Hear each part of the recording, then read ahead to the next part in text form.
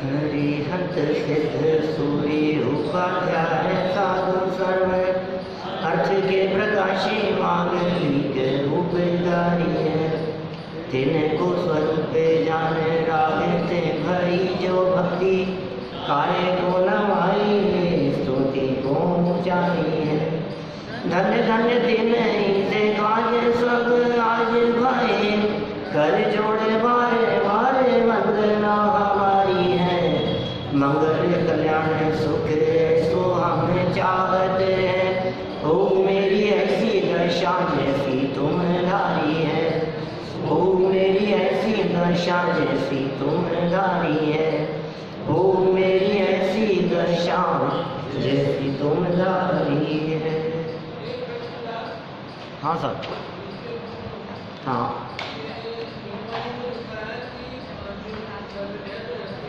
हाँ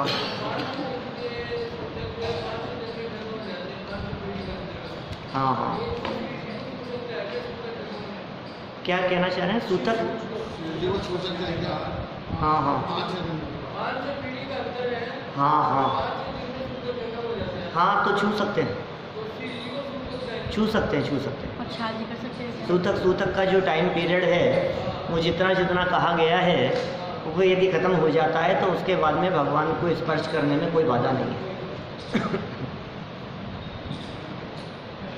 देखिए आप यहाँ जीवंदर कुमार से उनकी माँ और माँ से जीवंदर कुमार बहुत वर्षों बाद में मिल गए हैं और इनके परस्पर में मिलने पर एक दूसरे के हृदय में किस तरह का भाव आया उसको कल यहाँ व्यक्त किया था।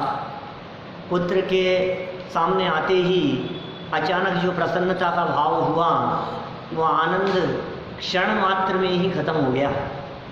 कारण कि पुत्र के आने का जो उत्साह था उस उत्साह प्रेम और आनंद के तत्काल बाद ये विचार आ गया कि मेरा बेटा राजा कब बनेगा।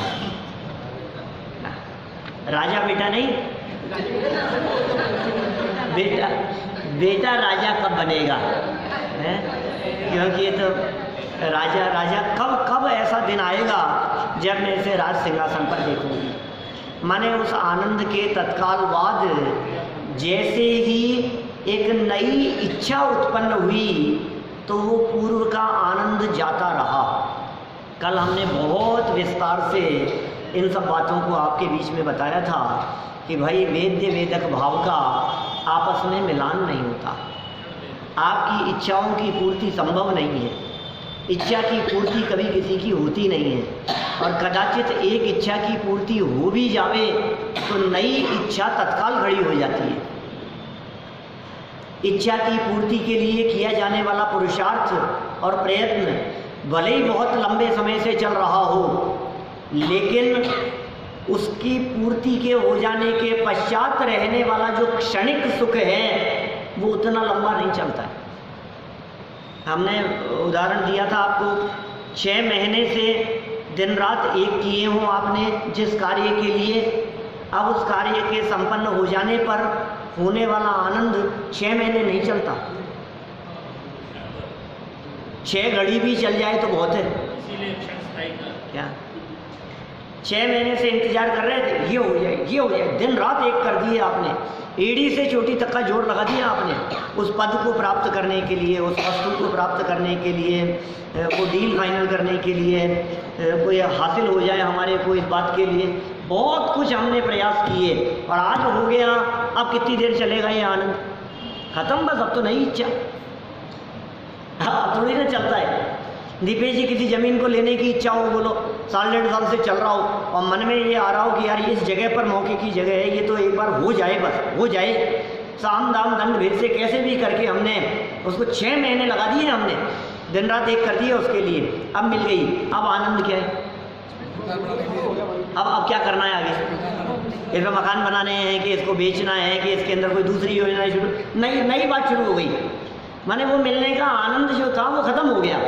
बिल्कुल बहुत प्रैक्टिकल बात यहाँ कही गई। ये नीतिकारों के द्वारा ये सिद्धांत वाक्य बतला दिए गए कि आपकी इच्छाओं का कोई अंत नहीं है।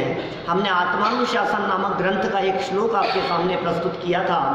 आशा गर्त है प्रति प्राणी यस्मिन विषम रूपमम कस्य किम किए दायाति व्रता वो विशेषता। मन विषयों की इच्छा करना ये बहुत व्यर्थ है, क्योंकि ये सुखी करने में समर्थ नहीं। संयोगों के आश्रय से जगत में आज तक कोई सुखी नहीं हुआ, इसलिए सुखी होने का रास्ता संयोगों की तरफ देखना नहीं है, स्वभाव की तरफ देखना है। संयोग से दृष्टि पलटो और स्वभाव की तरफ देखो। आज तक जितने लोग सुखी हुए हैं, संयोगों को तो उन्होंने लात मारी है और स्वभाव का अवलंबन लिया है। संयोगों को छोड़कर, वैभव को छोड़कर, संपत्ति राजपाट को छोड़कर, परिवार राजमहल सबको छोड़कर के दीक्षा ली है उन्होंने। कौन सा रास्ता अपनाया उन्होंने? जंगल का मार्ग अपनाया, दीक्षा ली, त्याग का रास्ता अपनाया। तो संयोगों को छोड़ा तो मिला क्या उनको? किसके भरोसे छोड़ दिया ये तो बताओ? स्वभाव की वजह से। स्वभाव का अवलंबन होता है तो संयोगों को कुछ नहीं गिनता, क्योंकि इकट्ठे कर लो चाहे जितने संयोग, ये सुखी करने में समर्थ नहीं होते। स्वभाव का आश्रय मतलब ही छोड़ना है, वही छोड़ सकता है। जे बिना स्वभाव का अवलंबन लिए हुए छोड़ दिया तो बार बार में याद आएगी क्या? बार बार में दिखेगा, अरे क्योंकि वो मिला नहीं ना, असली चीज तो मिली नहीं और नकल है तो छोड़ने की, तो फिर बार बार में दिखता रहे, तकलीफकारी होगा, वो कष्ट प्रदान करने वाला होगा। देखिए विजया माता जो है, इनका जीवनधर कुमार से प्रश्न, क्या प्रश्न किया माता ने? पेज नंबर है 408, श्लोक नंबर है 56, 56 नंबर का श्लोक है। कश्चित् पितुः पदं ते स्यादंग पुत्रेत्य चोदयत् सामग्री विकलं कार्यं नहीं लोके विलोकितम्। हे पुत्र, कोई तुम्हारे पिता का पद तुझे मिलेगा। इस प्रकार जीवनधर कुमार से उनकी माता ने पूछा। निश्चय से संसार में उत्पादक सामग्री के बिना कार्य नहीं देखा गया है। सरल अर्थ में क्या कहा? अत्यंत अधीर होकर माता विजया ने जीवनधर कुमार से प्रश्न पूछ ही लिया। हे प्रिय पुत्र, मैं तो तुझे राजा के रूप में देखना चाहती हूँ। क्या? जिस हाल में तेरे को देख रही हूँ, मुझे तो तुझे राजा के रूप में देखना है। तू अपने पिता का राज्य पद प्राप्त करेगा या नहीं? क्योंकि संसार में सर्वत्र आवश्यक कारण सामग्री होने पर ही कार्य सफल होते देखे जाते हैं, सामग्री के बिना नहीं। काम सफल होने का काल नजदीक आता हुआ दिखाई दे रहा है और माँ ने पूछ लिया कि बेटा तेरा क्या मूड है ये बता। मैं तेरे मुंह से सुनना चाहती हूँ कि माँ वापस आपको राजमाता बना दूंगा। क्या नहीं? राजमाता के सिंहासन पे बैठेंगी माँ, आखिर दर दर की ठोकरें खाते 25 साल हो गए, कहाँ राजमहल छोड़ दिया। आप सोचिए, ये बहुत कठिन परिस्थिति होती है। जिन व्यक्तियों को अनुकूलता में रहने की आदत हो, उनके लिए थोड़ी बहुत भी प्रतिकूल परिस्थिति बहुत कष्ट देने वाली होती है। आसान नहीं होता उनके लिए रहना। माने जिन व्यक्तियों की आदत सुविधाओं में रहने की हो, गाड़ी में चलने की हो, अब उन्हें बस में धक्के खाते हुए सफ़र करना हो, ये आसान नहीं। जिस व्यक्ति की आदत जो कभी फर्स्ट क्लास सेकंड क्लास से नीचे एसी में कभी नहीं बैठा हो ट्रेन के सफ़र में, और उसे जनरल में सफ़र करना पड़े, तो उसकी क्या हालत होती है।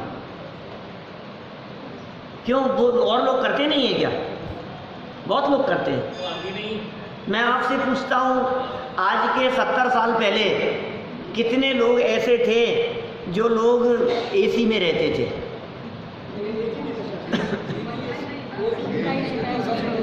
70 साल में, इसीलिए कहा है मैंने आपसे, बिना एसी के।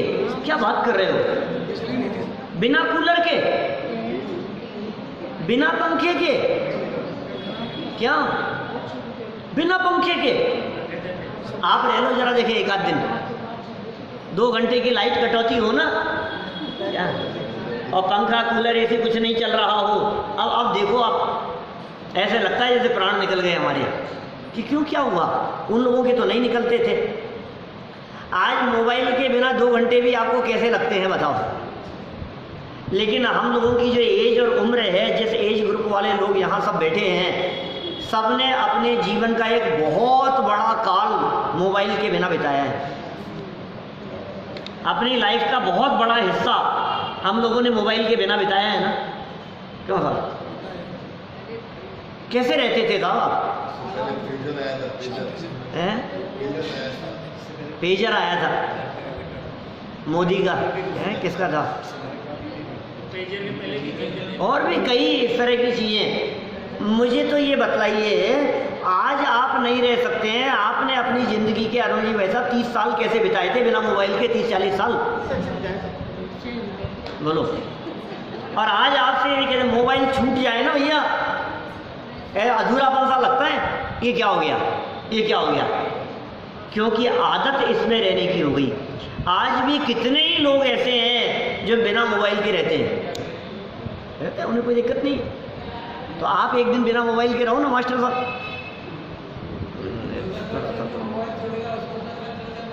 कठिन लगता है, कठिन लगता है हमारे को, बहुत कठिन है। क्यों? क्योंकि आदत हो गई है इसमें रहने की।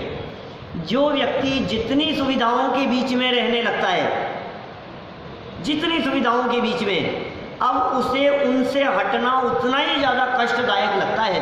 मैं ये बातें आपको इसलिए कह रहा हूँ कि आप थोड़ी बहुत विजया माता के दुख की कल्पना करके देखो।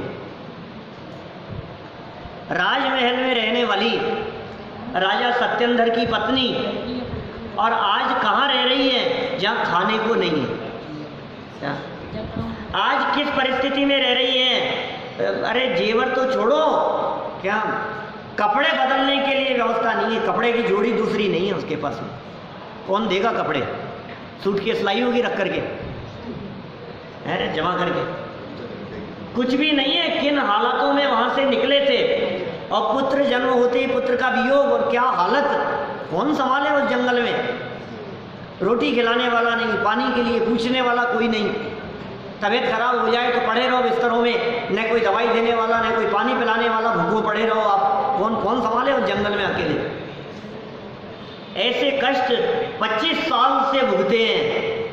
और आज जब बेटा मिल गया है तो वापस याद आ रही है कि बेटा एक बात बता, तू उस राज्य सिंहासन पे दोबारा बैठेगा कि नहीं बैठेगा? तेरा अधिकार है वहां जाकर के बैठने का, तू बैठेगा या नहीं? ये इच्छा है। प्रश्न पूछ लिया माता ने। देखिए विशेषार्थ, जीवंदर कुमार स्वयं राज्य पद प्राप्त करने की भावना रखते थे, तथा माता विजया ने भी अपनी अपेक्षा स्पष्ट कर दी है। फिर भी कोई कार्य मात्र इच्छा करने से ही पूरा नहीं होता है। क्या इच्छा तो बहुत है तुम्हारी, बस अब ऐसा करूँगा, अब ऐसा करूँगा, इच्छा तो बहुत है तेरी, लेकिन इच्छा करने से क्या होता है? प्रवृत्ति तो दिख नहीं रही है। पॉइंट समझ में आ रहा है आपको? मेरी तो बहुत इच्छा है साहब, अब मैं ना दुकान पे बहुत मन लगा करके बैठूंगा, इच्छा ऐसी है। फिर क्या हुआ? दोस्तों का ऑफर आया कि यार आज पिक्चर देखने चलते हैं। तो हाँ मैं पिक्चर देखने जाता हूँ आज। तू तो कह रहा था कि मैं मन लगा करके दुकान पे बैठूंगा, अब क्या हुआ तेरा? तेरी तो बातें ही हैं, और क्या है? तो ये कह रहे हैं आवश्यक अंतरंग और बाह्य कारण सामग्री के मिलने पर काम होगा। माने अंतरंग में उत्कृष्ट इच्छा शक्ति, और बाहर में उसके लिए अनुकूल सहयोग। बाह्य तरोपाधि समग्र तेयम कार्येषु ते द्रव्यगत स्वभाव है। समंत भद्राचार्य की लाइनें हैं। बाह्य तरोपाधि समग्र तेयम कार्येषु ते द्रव्यगत स्वभाव है। बाह्य भी और अंतरंग भी, निमित्त योग्य और अंदर में उपादान की पात्रता, ये दोनों मिलने पर काम होता है। और काम होता हुआ दिखाई नहीं दे रहा है, इसका मतलब अभी होने का काल नहीं आया, अभी तेरे लक्षण दिखाई नहीं दे रहे। एक व्यक्ति आए, बोले पंडित जी संसार दुखों से बहुत परेशान हूँ। और किसी से पूछा मैंने तो रास्ता मिला कि इनके पास में जाओ और 2-4 दिन इनके पास बैठ कर के ये क्या है जैन धर्म और क्या है वस्तु स्थिति, इसका गहराई से अभ्यास करो। तो मैं तो बिल्कुल ये सोच करके आया हूँ कि जो आप कहें बस आपके निर्देशन में मेरे को चलना है। तो कुछ दिन का समय दे दो मेरे को, मैं बहुत परेशान हूँ दुनिया से, और मुझे तो आत्म कल्याण करना है बस, ये मनुष्य जीवन को मुझे बर्बाद नहीं करना है। तो मैंने कहा भैया ठीक है, आ जाओ 10:30 बजे के आसपास बैठते हैं। उन्होंने नहीं, 10:30 बजे के आसपास तो दुकान का टाइम होता है। बोलो भाई साहब क्या करें हैं? तो मैंने कहा एक काम करो, सामान हमारे प्रवचन का टाइम होता है तो सुबह 8 बजे 7 बजे कैसा रहेगा? 7, सवा 7 बजे, 7, सवा 7 बजे ठीक तो है, लेकिन वो थोड़ा जल्दी हो जाएगा। बोलो, तो तू जितना उत्साह तू प्रकट कर रहा था, तेरे कहे जाने वाले इन वाक्यों से ये लक्षण स्पष्ट दिखाई दे रहे हैं कि कुछ होना जाना नहीं है क्या? क्यों साहब? ये ख्याल में आ रही है ना बात? उत्साह इतना हो कि सारी दुनिया में भूकंप आ जाए, भूचाल मच जाए, उसके बावजूद भी ये काम करना है, माने करना है। माने न मुझे टीवी परेशान कर सकती है, न मुझे कोई यार दोस्त परेशान कर सकते हैं, न मुझे कोई घर गृहस्थी के काम परेशान कर सकते हैं। मुझे तो एक ही काम करना है बस। अब दुकान नहीं, परिवार नहीं, बाल बच्चों की चिंता नहीं, मुझे कुछ नहीं, एक ही काम करना है, तब जाके ये काम होता है। इतना उत्साह दिखता है क्या? ये कह रहे हैं यहाँ पर, देखो विद्वान क्या कह रहे हैं कि सुनो भाई, काम करने की इच्छा मात्र से काम पूरा नहीं होता है। इच्छा तो तूने व्यक्त कर दी, तेरे वाक्यों में इच्छा तो झलक रही थी, लेकिन इच्छा मात्र से थोड़ी ना काम हो जाएगा। इच्छा तो बहुत है साहब, मेरी इच्छा तो ऐसी है कि भारत का प्रधानमंत्री मैं ही बन जाऊं। बन जाएगा, दिख रहा है। काम क्या करता है कि नहीं, बस कुछ नहीं, थोड़ा बहुत स्वाध्याय करता हूँ, दुकान पे जाकर के बैठता हूँ, काम चलाता हूँ अपना, प्रधानमंत्री बन जाऊं। कैसे बनेगा तू? लक्षण दिख रहे हैं तेरे? ऐसे थोड़ी ना होता है काम। जो काम करने की इच्छा हो, उस काम के लिए योग्य रीति से कदम जब तक न बढ़े तब तक वो काम नहीं होता। आप सबसे अभी बात करें ना, आपकी क्या तमन्ना है, आप कह दोगे साहब कुछ नहीं, बस देह से भिन्न आत्मा की अनुभूति हो जाए, बस यही तमन्ना है हमारी। क्यों साहब? बोलिए जी साहब, क्या इच्छा है आपकी, बताओ। कुछ भी नहीं है, तो क्या करने के लिए आए हैं यहाँ?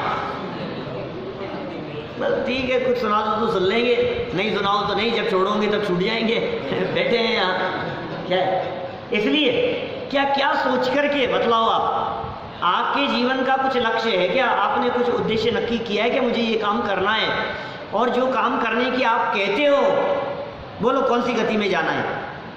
नरक चलने को तैयार हो के स्वर्ग में जाना है, भोग भूमि में जाना है, मनुष्य बनना है कि त्रियंश बनना है? कहाँ जाना है? बोलो जीवन पूरा हो गया, यमराज आ गया लेने के लिए, दरवाजे पर खड़ा हुआ है, वो आपसे पूछ रहा है बोल कहाँ चलना है? आज मैं बहुत खुश हूँ, क्या आज डोसे खा करके आया हूँ, इतना खुश हूँ मैं, बोल तेरे को कहाँ जाना है? भाई ले जाऊँगा तेरे को। बोलो क्या कहोगे आप? कहाँ जाना है साहब? बोलो जहाँ कहोगे वहाँ ले जाऊँगा। बोलो नीरज जी साहब, क्या जवाब होगा? छोड़ूंगा तो नहीं, टाइम तो हो गया है। क्या ले जाना कहाँ है ये बता। स्वाध्याय सभा में बैठे हुए हैं यहाँ, हो सकता है आप लोगों का ये जवाब हो कि अरे अरे हमें किसी गति में नहीं, हमें तो मोक्ष में जाना है। क्यों था? अब गतियों में नाही रूलेंगे, निजानंद पान करेंगे। अब गतियों में नहीं रुलेंगे, हमें तो गतियों में नहीं भटकना था। देव गति में भी चले जाओ तो क्या दम है, हमें तो मोक्ष जाना है।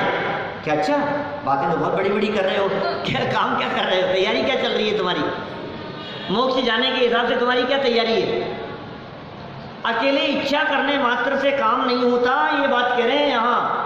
इच्छा करने से ही काम पूरा नहीं हो जाता है। इच्छाएं तो न मालूम कितने कार्यों की कितने प्रकार से कितनी बार नहीं करता है, लेकिन जिस कार्य के लिए तू कमर कस के प्रयत्न करता है वो कार्य होता है, अकेले इच्छा करने मात्र से काम नहीं होता। देखिए आगे, राजपद की प्राप्ति रूप कार्य के लिए बाह्य कारण पर्याप्त धन, ये बाह्य कारण है, और सेना आदि चाहिए, धन भी चाहिए और सेना भी चाहिए, ये तो बाह्य कारण है। फिर युद्ध कर उसमें विजय प्राप्त करना भी आवश्यक है। इस समय बाह्य कारण सामग्री कुछ भी तो नहीं है, तैयारी चल रही है लेकिन उसका लक्ष्य नहीं है अभी कि मैंने जो तैयार किया था अपन समझ गए, धीरे धीरे तैयारी हो रही है। धनुर्विद्या में सिखा दिया राजा दृढ़मित्र के बच्चों को। देखिए, माता विजया के मन में जीवंदर कुमार को राजा के रूप में देखने की तीव्र भावना तो उत्पन्न हुई है, पर कारण सामग्री का अभाव है, अतः प्रश्न उपस्थित हुआ है। इस कारण उन्होंने प्रश्न के माध्यम से अपनी भावना व्यक्त की है, जो स्वाभाविक है कि बेटा सही बात बतला, तुझे नौकरी करनी भी है कि नहीं, बेटा सही बात बता, तुझे पढ़ाई करनी है कि नहीं, बेटा सही बात बता, तुझे राज्य चाहिए कि नहीं, बेटा सही बात बता, तू अपनी बीमारी से परेशान है या नहीं, तू सही बात बतला, तू ऐसे बीमार रहना चाहता है क्या, तेरी इच्छा है क्या, तब तो सही बात बता। अपन नहीं कहते हैं इस तरह की बातें, कितने बार हमारे मुंह से ऐसे वाक्य निकलते हैं। जब कोई व्यक्ति इच्छा करते हुए भी उस रूप प्रवृत्ति करता हुआ नहीं दिखता तो हम उससे क्या कहते हैं। कोई व्यक्ति आपको ये कह रहा हो कि यार बस मुझे 3 दिन की मोहलत दे दो, तुम्हारे पैसे चुका दूंगा, 3 दिन की बात कही, अब 3 से 6 दिन हो गए, 15 दिन बाद फिर वही वाक्य, महीने भर बाद फिर वही वाक्य, तो आप क्या कहोगे कि यार एक बार बता, आपके मन में तो है ना, आपकी जो बात है, क्योंकि शंका होने सी लगती है, ऐसा लगता है आपकी देने की तो मन में है ना, ये बात बता दो। ऐसे ही ये कह रहे हैं, तूने इच्छा व्यक्त की, राजा तेरी इच्छा तो है ना, तू बनना तो चाहता है ना। जैसे ही बाह्य कारण सामग्री का अभाव देखा, तुरंत ही शंका खड़ी हो गई, ये प्रश्न पूछ लिया। देखिए जरा, इस प्रश्न के जवाब में जीवंदर कुमार का माता को आश्वस्त करना, क्या योग्य पुत्र इसी तरह से अरे नहीं, आप चिंता मत करो माँ, आपकी ये खोई हुई संपत्ति आपको दोबारा लौटा दूंगा। क्या माँ, जब तक इस मकान को जिन्होंने वो छीन लिया था, ये जब तक हमारे पास में वापस नहीं आ जाए, माँ इस झोपड़ी से जब तक तुझे वापस अपने घर में नहीं पहुंचा दूं, मैं चैन नहीं लूंगा। ऐसे मूवीज में दिखाते हैं कितनी तरह के ऐसे डायलॉग दिखते हैं। ये तो मैं, आप चिंता मत करो, कमर कस ली है मैंने, और वो झगड़ा करते हुए पूरी मूवी उसी के आधार पर घूमती रहती है। लास्ट में जब तक वो दिला नहीं देवे वो, तब तक चलता रहता है। वो चाणक्य ये कहता है कि हे चंद्रगुप्त, तू चिंता मत कर, जब तक ये राज्य तुझे नहीं दिला दूंगा चैन से नहीं बैठूंगा। और चंद्रगुप्त को राज्य दिलाया चाणक्य ने। तुम चिंता मत करो, तुम चिंता मत करो। ये बात जीवंदर कुमार कह रहे हैं, आश्वस्त कर रहे हैं, योग्य व्यक्ति के द्वारा आश्वस्त किया जा रहा है। अम्ब किम बत खेदेन बाणम स्यादिति सोभ्यधात मुग्धेष्वति विदग्धानाम युक्तम ही बल कीर्तनम। पुत्र ने कहा, हाँ अवश्य, हे माता, व्यर्थ खेद से क्या लाभ, अब वो दिन दूर नहीं है जब राज्य वापस मिल जाएगा। इस प्रकार उसने कहा। निश्चय से चतुर पुरुषों का मूढ़ जनों में अपने बल का कथन करना उचित ही होता है। ये भी कोई गलत बात कैसी कह दी है। अभी हो सकता है जीवंदर कुमार को ये दिख रहा हो, क्या करूँगा, कैसे कर पाऊँगा, मुश्किल तो बहुत है, लेकिन चतुराई ऐसी है कि माँ को ऐसी बात नहीं कहनी। माँ को तो दृढ़ता से ये कहे, हाँ हाँ अवश्य होगा। ये चतुर लोग इस तरह के जवाब दिया करते हैं, ऐसा ही होता है।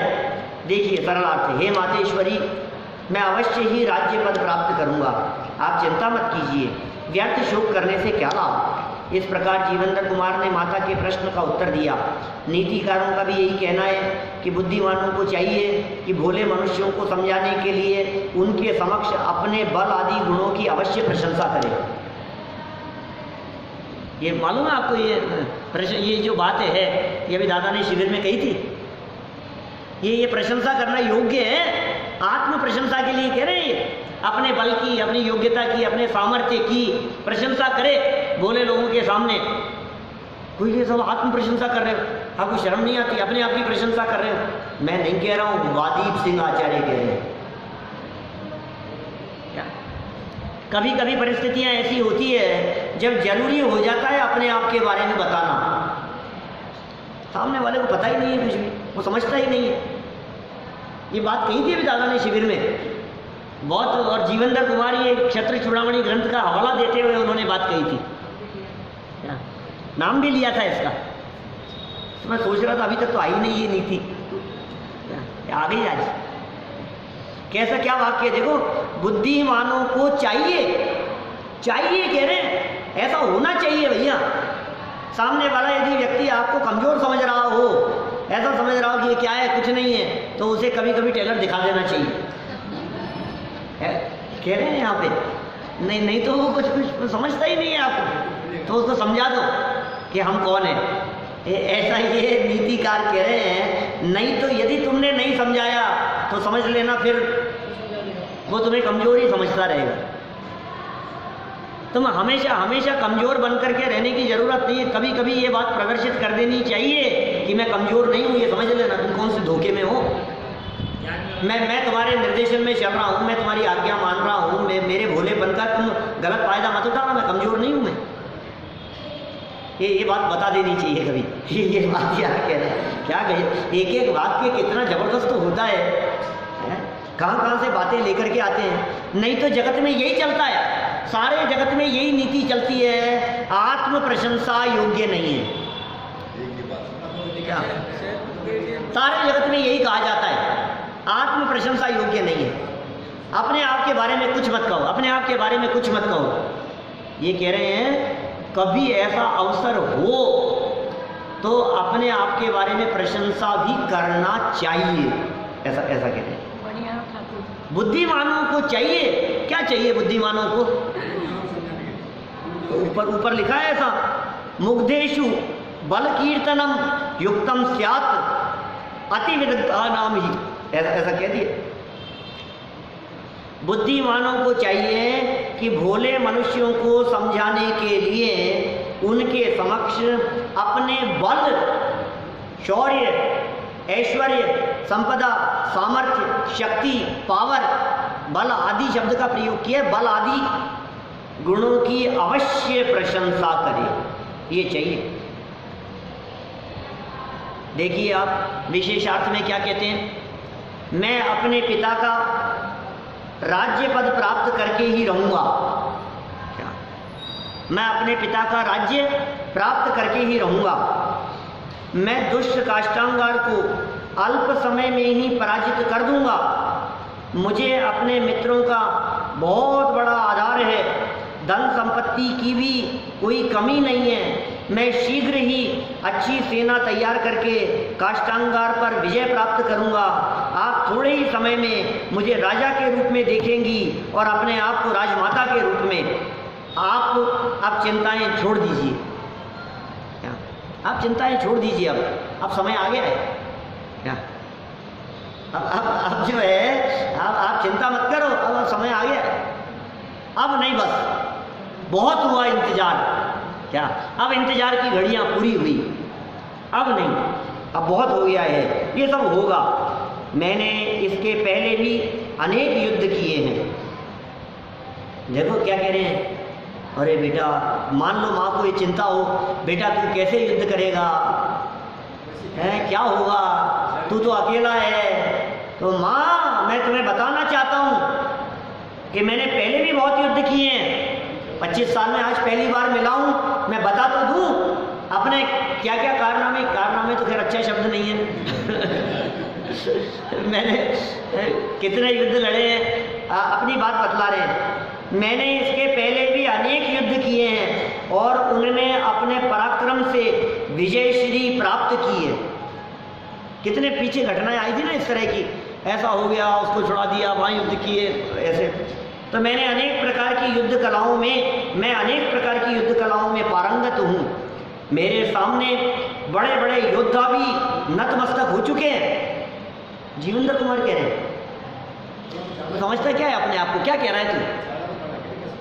तुझे तो ऐसा कहना चाहिए, माँ मैं तो कुछ नहीं हूँ, मैं तो हुई क्या।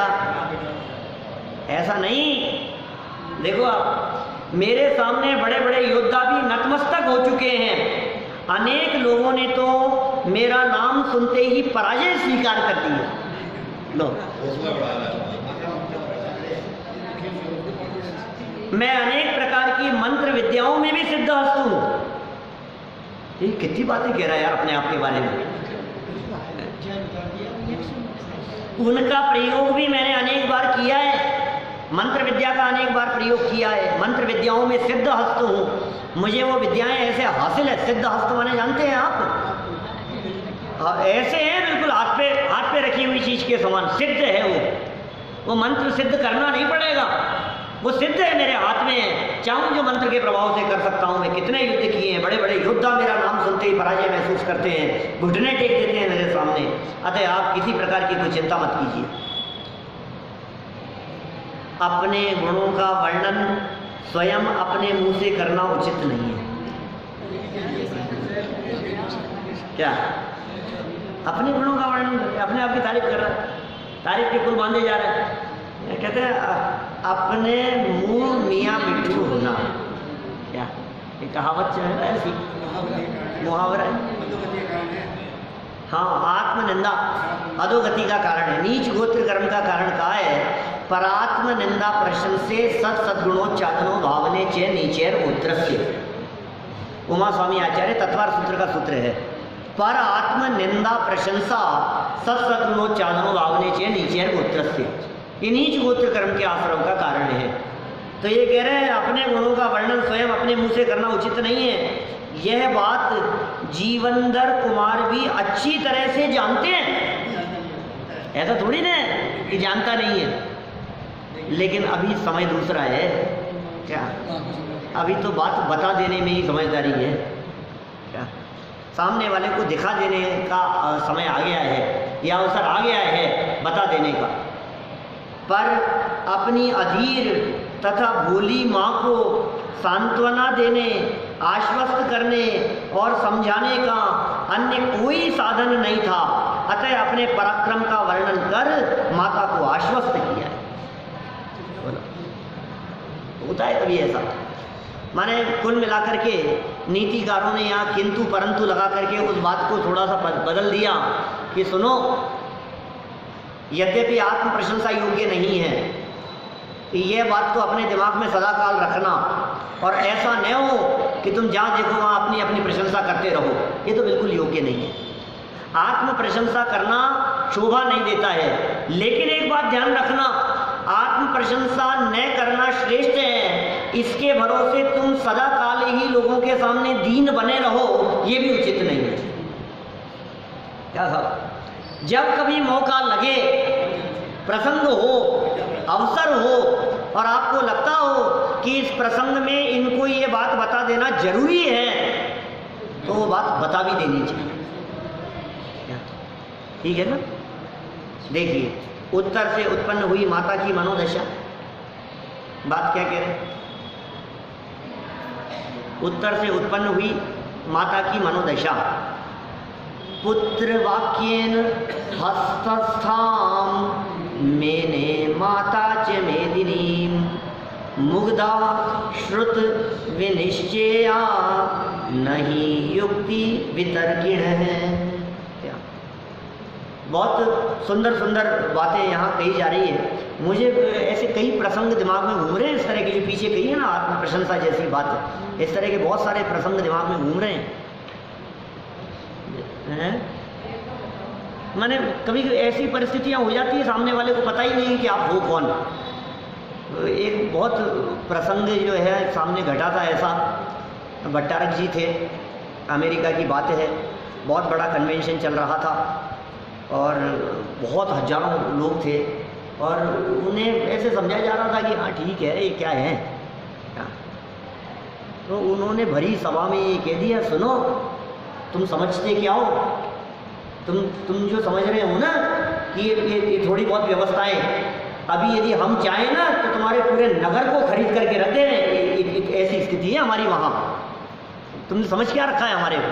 ये उन्होंने बड़ी सभा में ऐसी बात कही और वास्तव में वो राजा हैं अपने क्षेत्र के। उनकी जो संपत्ति, आप ऐसा समझ लो कि 2-4 हज़ार रुपये का इनको लिफाफा दे देंगे, खुश हो जाएंगे, यार पंडित जी इनके पास में क्या है। तुमने समझ क्या रखा है? तुम क्या समझ रहे हो कि हम कमज़ोर हैं? तुम क्या समझ रहे हो हमारी दीनहीन दशा है?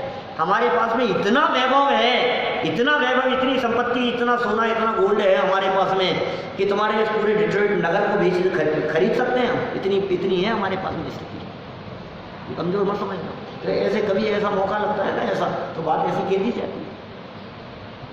सामने वाला इनको क्या है, इनकी क्या व्यवस्था है, तो रह लेंगे, क्या फ़र्क पड़ गया है, साधु संती तो हैं, क्या फ़र्क पड़ गया, इनकी क्या व्यवस्था करनी है, इनको कौन पूछे कि तुमने जो ऐसी व्यवस्था की है ना, तुम्हें मालूम है हम कैसी व्यवस्थाओं में रहते हैं, तुम्हें मालूम है हम किस पोजीशन में हैं।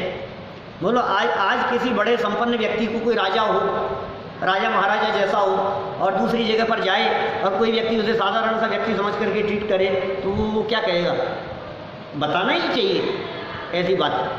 वो गुप्त वेश में, छद्म वेश में घूम रहे हो, वो बात अलग है। तब तो वो गोपनीय रखेगा उस बात को कि मैं राजा हूँ, क्योंकि उसे तो नगर की परीक्षा करनी है, गुप्तचर का वेश बना करके घूम रहे हैं। लेकिन जब सामने वाला व्यक्ति कुछ समझ ही नहीं रहा है तो उसे बता देना चाहिए। ऐसी एक घटना घटी, यहाँ के वाइस चांसलर थे अपने राजस्थान यूनिवर्सिटी के, इंदौर में एक बहुत बड़े कार्यक्रम में उनको ले गए मुख्य अतिथि बना करके। जब मुख्य अतिथि बना करके ले गए तो उनका परिचय दिया। अगर था ठीक है कि वहाँ के राजस्थान यूनिवर्सिटी के कुलपति हैं। तो पता है क्या किया उन्होंने अपना उद्बोधन देते हुए अपना परिचय दिया पूरा। तो पता लगा कि वो राजस्थान यूनिवर्सिटी के कुलपति का मतलब क्या है। सैकड़ों हजारों यूनिवर्सिटियां हैं दुनिया में, और किसी यूनिवर्सिटी का कोई कुलपति हो तो मतलब क्या है। मेरे को याद आ रहा है वो प्रसंग, जब उन्होंने कहा, एन.के. जैन थे पहले यहाँ के अपने कुलपति, तो उन्होंने परिचय देते हुए बतलाया, आपको पता है हमारे राजस्थान यूनिवर्सिटी के अंडर में 700 कॉलेज हैं। इतने कॉलेज हैं, इतने बड़े एरिया के अंदर फैली हुई है, इतना लंबा उसका वो है, इतने स्टूडेंट हैं, इतने लाख विद्यार्थी हर साल परीक्षा देते हैं, इतने हजार हमारे प्रोफेसर हैं। तो तब जाकर के पता लगता है कि ये मतलब वहाँ के कुलपति की हैसियत क्या है।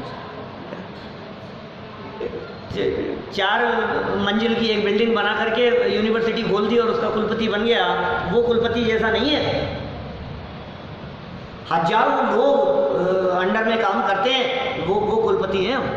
तो समझ में आती है कि वो जिसने परिचय दिया ना, वो देखता रहेगा कि मैं क्या समझ रहा था और ये क्या है। तो कभी ऐसी परिस्थिति बने तो ऐसी बात बताई भी जाती है। देखिए आप, 2 घटनाएं मैंने आपको बतला दी, और 10 घटनाएं दिमाग में है, लेकिन अपने को आगे बढ़ना है। माता जी मनोदशा को देखो क्या कह रहे हैं। 58 नंबर श्लोक देखो। पुत्र वाक्य न, ये पढ़ लिया ना अपन ने। और पुत्र के इस प्रकार वचन सुनकर माता ने भी पृथ्वी को हाथ में आया हुआ समझ लिया।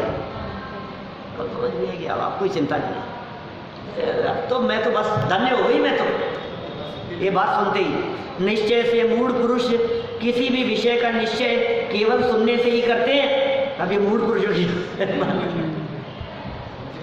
इसने ऐसा जवाब दे दिया, अब हम तो इतने में ही खुश हो गए। नहीं बस अब सही है, अब ठीक है। इसने मेरे को आश्वस्त कर दिया, मूड है। माताओं को मूड कह रहे हैं ये क्या? पहले माताओं की जितनी प्रशंसा की थी, प्रशंसा नहीं की थी जैसे आप लोगों ने प्रशंसा समझी थी। वहाँ भी यही कहा था, बच्चों को लेकर के मूडी हुआ करती। यहाँ भी ये कह रहे हैं, बच्चे ने थोड़ी प्रशंसा और हिम्मत भरे शब्द क्या कह दिए, ये माँ तो ऐसी हो गई जैसे तो हाँ बस राज्य मिल गया हो। युक्ति द्वारा किसी कार्य का विचार करने में तत्पर नहीं होते, वो युक्ति से विचार नहीं करते हैं कि आसान नहीं है भैया, ये क्या करेगा, वो युक्ति से विचार नहीं कर रही। इतना सा वाक्य कहने से वो तो खुश हो गई। जीवेंद्र कुमार के पूर्वोक्त कथन को सुनकर माता विजया यह मानने लगी कि राजा सत्येंद्र का परंपरागत राज्य हाथ में आ ही गया, क्योंकि भोले मनुष्य किसी भी विषय का निश्चय कैसे करते हैं, मात्र सुनने पर ही कर लेते हैं, मान लेते हैं। वे तर्क और युक्तियों से विचार ही नहीं करते। उन्हें लगता है कि जो 2 वाक्य कह दिए ना तो हो गया काम। अरे इन 2 वाक्यों के पीछे कितना पुरुषार्थ करना पड़ेगा, इन 2 वाक्यों के पीछे कितनी मेहनत करनी पड़ेगी, वो दिखाई नहीं देता। ये मेहनत और पुरुषार्थ दिखाई नहीं देता। ऐसा कहते हैं ना, मैं तो सचिन तेंदुलकर जैसा बनूंगा, तो लगता है कि बन गया सचिन तेंदुलकर। मेरे देखना आप एक दिन लता मंगेशकर जैसी आवाज़ में गाऊंगा मैं, इतना काम होगा। तुझे पता नहीं है लता मंगेशकर ने कितने लोगों की नींदें उड़ाई है रात की। रात भर गाती थी तो आस पड़ोस वाले गालियाँ देते थे कि बंद कर। बोलो नहीं होता होगा ऐसा आस पड़ोस में। जब उसकी मेहनत का काल था, जब उसका परिश्रम का काल था, जब उसने दिन रात एक किए थे, वो कोई नहीं देखता है। सबको सफलता का शिखर दिखाई देता है। सफलता के पीछे कितने दिन रात एक किए हैं, कितनी मेहनत की है, कितना पुरुषार्थ किया है। खाना नहीं खाया ढंग से, रात भर सोए नहीं, ये बात नहीं दिखाई देती है। लोगों लगता है ये ऐसा हो क्या है, अपन ही कर लेंगे, इसमें क्या है। कोई एक डॉक्टर, बहुत बड़ा डॉक्टर हो और ऑपरेशन करता हो, ओ क्या है ये चीर फाड़ करके इतना सा 2 घंटे का ऑपरेशन। अरे उस 2 घंटे के पीछे मेहनत कितनी लगी है तुझे अंदाजा नहीं है। उसने जीवन लगाया, तब एक एक नस को देखना सीखा है। क्या है साहब, माइक पर खड़े होकर के ऐसे बोल लेने में, लंबा चौड़ा भाषण दे देते हो, लेक्चर दे देते हो, इसमें क्या है, कोई भी बोल लेगा।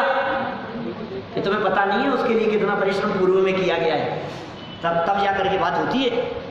हर व्यक्ति, हर सफल इंसान के पीछे उसके द्वारा की गई मेहनत वो बहुत बड़ा आधार होती है। लेकिन अज्ञानी लोगों को वो मेहनत नहीं दिखती, उसे तो बस 2 वाक्य के अंदर संतुष्टि हो जाती है। कहने वाला कह करके संतुष्ट हो जाता है और सुनने वाला सुन करके संतुष्ट हो जाता है। फिर उसके बाद में क्या होता है, उस समय प्रसन्न हो गए और बाद में बात आई गई होगी। जीवेंद्र कुमार के केस में ऐसा नहीं होगा क्या, क्योंकि ये तो पुरुषार्थी है, ये उसके लिए दिन रात एक करने वाले दिखाई देते हैं। ये तो मेहनत करेंगे। देखो आप क्या कह रहे हैं। हाँ साहब, हाँ आज तो बारिश साहब दिखाई देते हैं आपको, लेकिन उन्होंने क्या किया है बतलाओ। अपने हाथ से झाड़ू लगाई है उन्होंने जब यहाँ आए थे तब। बोलो, एक लेटर पोस्ट करने के लिए पोस्ट ऑफिस में वो लाल डब्बे में डालने के लिए खुद जाते थे, अपने हाथ से टेबल पहुंच करके बैठते थे। आप सोचो जरा, कल्पना करो उन दिनों की, वो कैसे उन्होंने वो सब मेहनत करके आज तो आपको सब ऐसा दिखता है, अरे साहब क्या ठाठ है, क्या मजे। अरे ठाठ और मजे ये उस मेहनत के बल पर ये ठाठ और मजे मिलते हैं। आप जितने लोग ऐसे दिखते हैं, आपको जो सफल दिखते हो, आप उन सब सफल इंसानों की कहानियां पढ़ो, आपको दिखाई देगा ऐसा।